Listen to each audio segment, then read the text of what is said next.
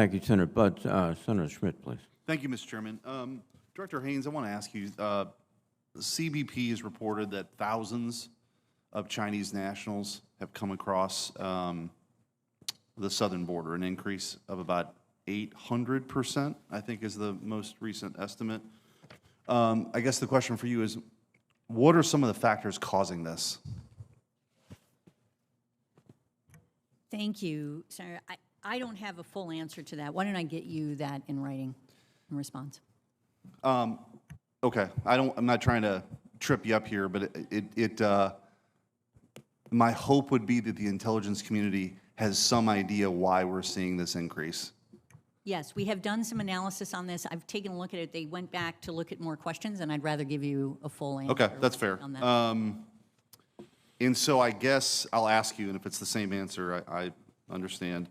But do you expect, or are you anticipating an increase in the number of Chinese nationals seeking to cross the southern border? Yeah, I'd rather give you the full. What I've seen is that it went up, and then it seems to have gone down a little bit, is my recollection, and so unclear what the trajectory is, and I think we should give you something. Okay. My concern, obviously, with Title 42 expiring, has accounted for about 50% of all the expulsions, I think. It's very concerning if this is an intentional effort by the CCP to send assets across our southern border. I think the American people deserve to know what's happening, and I don't think we do. This is a very concerning development, and it's ongoing, and we've seen it increase. And my concern is, again, giving one of the tools that's been useful in sending people back is going away, and we need to be prepared for that. I guess switching gears, and this could be for either one of you, but I'll start with you, Director Haines. During the disastrous withdrawal from Afghanistan, billions of dollars worth of valuable equipment were lost, or left behind, I should say, in addition, of course, to the brave servicemen who lost their lives. But just to put that in perspective, there was $48 million worth of ammunition, 80 aircraft, 23,000 Humvees, 250,000 automatic rifles, 95 drones, 42,000 pieces of sensitive military equipment, including night vision goggles. How have the Taliban utilized this? What do we know? Have they been selling this to adversaries? Where is all this equipment, and how is it being used? Largely, our understanding is that the Taliban have organized their security forces, that they have fallen in on this equipment. I haven't seen a lot of reporting that would indicate that they are selling it. I think they're trying to incorporate it into whatever security force they develop. Do you have anything to add to that, Dr. Haines? Okay. I do want to ask about an after-action report on the withdrawal from Afghanistan that obviously was a total mess.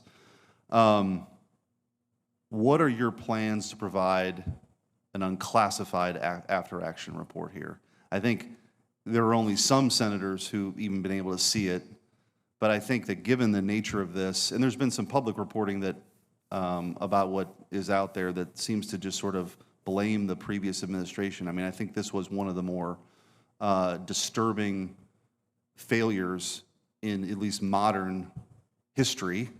I guess, what are your plans to have sort of an accounting of this, of what went wrong, and make sure this never happens again?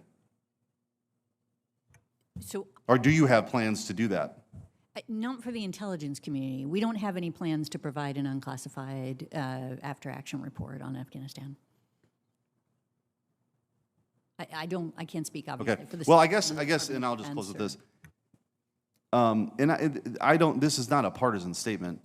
The idea that what happened in Afghanistan, the fact that the American people have not to this point gotten an actual thorough review of an after-action report of what went wrong and how we can make sure this never happens again is deeply concerning.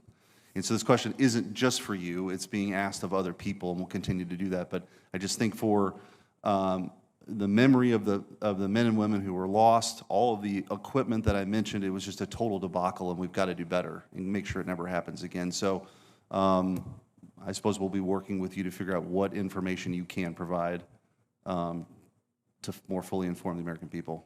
Thank you.